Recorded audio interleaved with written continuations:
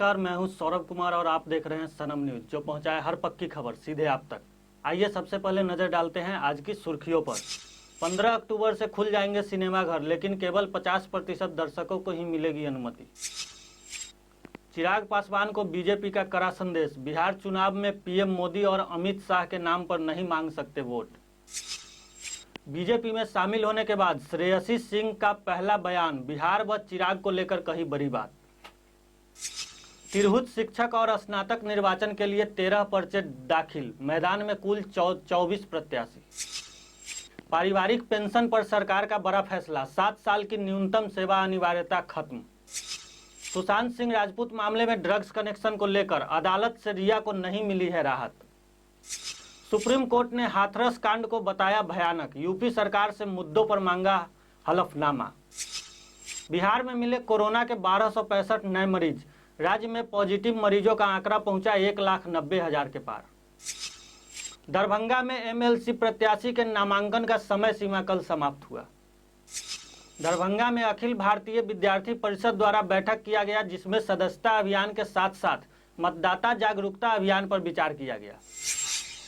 आइए देखते हैं अब खबरें विस्तार से। कोरोना महामारी की वजह से पिछले 7 महीने से बंद पड़े सिनेमाघर अब खुलने वाले हैं। इस बात की जानकारी सूचना एवं प्रसारण मंत्री प्रकाश जावड़ेकर ने दी है। केंद्र सरकार ने 15 अक्टूबर से देश भर के सभी सिनेमाघरों, थिएटर्स, मल्टीप्लेक्स खोलने की अनुमति प्रदान कर दी है। केंद्र सरकार ने बाकायदा इसके लिए गाइडलाइन भी जारी की है, जिसका पालन करना सभी को आवश्यक होगा। इस बारे में विस्तृत जानकारी देते हुए केंद्रीय सूचना एवं प्रसारण मंत्री ने कहा कि हर तरह के सिनेमाघरों में केवल 50% ही दर्शकों को बैठने की अनुमति होगी। बिहार विधानसभा चुनाव में बीजेपी ने एलजेपी को कड़ा संदेश दिया है। बीजेपी ने चिराग पासवान और एलजेपी को साफ संदेश दिया है कि वह बिहार चुनाव में प्रधानमंत्री नरेंद्र मोदी और गृह मंत्री अमित शाह का नाम लेकर वोट नहीं मांग सकते। बीजेपी सूत्रों का कहना है कि एलजेपी से साफ तौर पर कहा गया है कि वह बिहार चुनाव में किसी भी किस्म से बीजेपी का नाम नहीं लेंगे, क्योंकि बिहार में दोनों पार्टियां अलग अलग दम दिखा रही है। कहा गया है कि उनकी पार्टी के किसी बैनर, पोस्टर या भाषण में पीएम मोदी और बीजेपी का नाम नहीं लिया जाना चाहिए। जब कोई पार्टी एनडीए से अलग हो गई है तो उसे किसी भी किस्म से पीएम मोदी के नाम को यूज करने की इजाजत नहीं दी जा सकती है। राष्ट्रमंडल खेलों में निशानेबाजी में स्वर्ण पदक विजेता बिहार की श्रेयसी सिंह अब बीजेपी में शामिल होकर विरोधियों पर भी निशाना लगाएंगी। उन्होंने राजनीति में एंट्री लेने के बाद पहला बयान दिया है। रविवार को दिल्ली में बीजेपी की सदस्यता लेने के बाद पटना लौटी श्रेयसी ने बिहार में खिलाड़ियों के लिए काम करने की बात कही। साथ ही बिहार सरकार को स्वास्थ्य के मामले में विशेष ध्यान देने को भी कहा। श्रेयसी सिंह ने विधानसभा चुनाव लड़ने के सवाल पर कहा कि इसका फैसला पार्टी करेगी। विधान परिषद के तिरहुत शिक्षक व स्नातक निर्वाचन के लिए नामांकन प्रक्रिया के आखिरी दिन सोमवार को रिकॉर्ड 13 अभ्यर्थियों ने पर्चा दाखिल किया। स्नातक निर्वाचन क्षेत्र के लिए राजद प्रत्याशी मनीष मोहन समेत कुल 9 व शिक्षक निर्वाचन क्षेत्र के लिए निवर्तमान विधान पार्षद संजय सिंह समेत 4 अभ्यर्थियों ने पर्चा भरा। इसके साथ ही तिरहुत क्षेत्र के लिए नामांकन प्रक्रिया खत्म हुई। इसके बाद स्नातक निर्वाचन के लिए कुल 14 और शिक्षक निर्वाचन के लिए 10 अभ्यर्थी मैदान में डटे हैं। पारिवारिक पेंशन को लेकर केंद्र सरकार ने एक बड़ा फैसला लिया है। सरकार ने फैमिली पेंशन के नियमों के बड़ा बदलाव करने का आदेश जारी किया है। इस बदलाव के तहत अब पेंशन योजना में अभी तक चली आ रही 7 साल की लगातार सेवा की अनिवार्य शर्त को हटा दिया गया है। इस नए नियम से सैन्य कर्मियों के परिवारों को बड़ी राहत मिलेगी। रक्षा मंत्रालय ने अब सैन्य कर्मी की मृत्यु होने की स्थिति में उसके परिवार को मिलने वाली इनहाउस्ड ऑर्डिनरी फैमिली पेंशन पाने के लिए 7 साल लगातार सेवा की अनिवार्य शर्त हटा दी है। अक्टूबर तक के लिए बढ़ी न्यायिक हिरासत। सुशांत सिंह राजपूत मामले में ड्रग्स को लेकर गिरफ्तार की गई रिया चक्रवर्ती की मुश्किलें फिलहाल कम होती नजर नहीं आ रही है। मुंबई की अदालत ने रिया और सौविक चक्रवर्ती की न्यायिक रिमांड को 20 अक्टूबर तक के लिए बढ़ा दिया है। बता दें कि ड्रग्स की खरीद को लेकर गिरफ्तार की गई रिया चक्रवर्ती, सौविक चक्रवर्ती और 18 अन्य आरोपियों की आज न्यायिक हिरासत में रहने की अवधि खत्म हो रही थी। हाथरस सामूहिक दुष्कर्म मामले में आज उच्चतम न्यायालय ने जनहित याचिका पर सुनवाई की। सुनवाई के दौरान अदालत ने इस मामले को भयानक बताया। अदालत ने उत्तर प्रदेश सरकार से पूछा कि वह ये बताए कि हाथरस मामले के गवाहों की कैसे सुरक्षा की जा रही है। फिलहाल मामले की SIT जांच चल रही है। सुनवाई से पहले राज्य सरकार ने अदालत में हलफनामा दाखिल किया। इसमें बताया गया है कि संभावित दंगों के कारण प्रशासन ने पीड़िता के परिवार को रात में शव का अंतिम संस्कार करने के लिए मना किया था।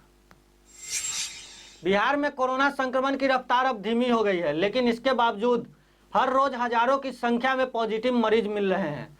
स्वास्थ्य विभाग की ओर से ताजा अपडेट जारी की गई है। इस अपडेट के मुताबिक बिहार में 1265 लोग कोरोना पॉजिटिव मिले हैं। इसके साथ ही राज्य में कोरोना संक्रमितों की संख्या बढ़कर 1,90,123 हो गई। बिहार में फिलहाल 12,524 कोरोना के एक्टिव केस हैं। कल दरभंगा में MLC प्रत्याशी का नामांकन का अंतिम दिन था। अंतिम दिन लोक जनशक्ति पार्टी के प्रत्याशी के रूप में डॉक्टर मुनिंद्र प्रसाद यादव ने नामांकन किया। संवाददाता चंद्रभूषण ने बताया कि इस मौके पर पार्टी के जिला अध्यक्ष डॉक्टर मुन्ना खान, पूर्व प्रमुख सियाराम पासवान, गंगा प्रसाद यादव, मोहन यादव इत्यादि मौजूद थे। कल देर शाम दरभंगा में यूपी हाथरस में हुए दलित लड़की के साथ बलात्कार एवं हत्या को लेकर युवा राजद दरभंगा के द्वारा स्थानीय आयकर चौक से दरभंगा टावर तक मशाल जुलूस निकाला गया, जिसका नेतृत्व युवा राजद के जिला अध्यक्ष राकेश नायक ने किया। संवाददाता चंद्रभूषण ने बताया कि मशाल जुलूस में अमित सहनी के साथ साथ अन्य कार्यकर्ता भी मौजूद थे। आज दरभंगा में अखिल भारतीय विद्यार्थी परिषद के द्वारा स्थानीय कार्यालय में बैठक किया गया, जिसमें विचार किया गया कि सदस्यता अभियान के साथ साथ आगामी चुनाव के मद्देनजर मतदाता जागरूकता को लेकर नुक्कड़ नाटक किया जाएगा, जिससे मतदाता जागरूक हो सके। संवाददाता चंद्रभूषण ने बताया कि बैठक में मुख्य रूप से बिहार प्रदेश सह छात्रा प्रमुख पूजा कश्यप, जिला संयोजक मणिकांत ठाकुर इत्यादि लोग मौजूद थे। अभियान ऑनलाइन के माध्यम से 10 अक्टूबर तक किया जाएगा और आगामी नगर इकाई गठन, महाविद्यालय इकाई गठन पर चर्चा किया गया। और विधानसभा चुनाव है, उसमें विद्यार्थी परिषद के कार्यकर्ताओं के द्वारा नुक्कड़ नाटक कर जनसंपर्क कर अधिक से अधिक मतदान के लिए प्रेरित किया जाएगा। अखिल भारतीय विद्यार्थी परिषद दरभंगा जिला इकाई का बैठक स्थानीय कार्यालय मिसर टोला में आज आयोजित किया गया। आदेशानुसार प्रत्येक जिला में यह बैठक आयोजित करना था। इसी निमित्त आज दरभंगा में बैठक किया गया। यह बैठक में सदस्यता अभियान ऑनलाइन 2 पर विचार विमर्श किया गया। सदस्यता अभियान 10 अक्टूबर तक भारतीय विद्यार्थी परिषद दरभंगा जिला इकाई के द्वारा आज आगामी कार्य योजना पे एक बैठक दरभंगा स्थानीय मिसर कार्यालय पे किया गया, जिसमें विभिन्न सारे मुद्दाओं पे चर्चा हुई। क्या कहते विद्यार्थी परिषद का सदस्यता अभियान जो 10 अक्टूबर तक है, उसके बाद हम लोग का भी मतदान जो आने वाला है विधानसभा का, उसको लेकर विद्यार्थी परिषद के कार्यकर्ता घर घर जाके मतदाता जागरूकता अभियान चलाएंगे, उसको लेकर के बात किया गया। फिर अभी विद्यार्थी परिषद का इसके बाद जिला अभ्यास वर्ग होना तय हुआ है, उस पर चर्चा किया गया। विद्यार्थी फिलहाल के लिए इतना ही। आगे की खबरों के लिए हमारे साथ बने रहिए और देखते रहिए सनम न्यूज।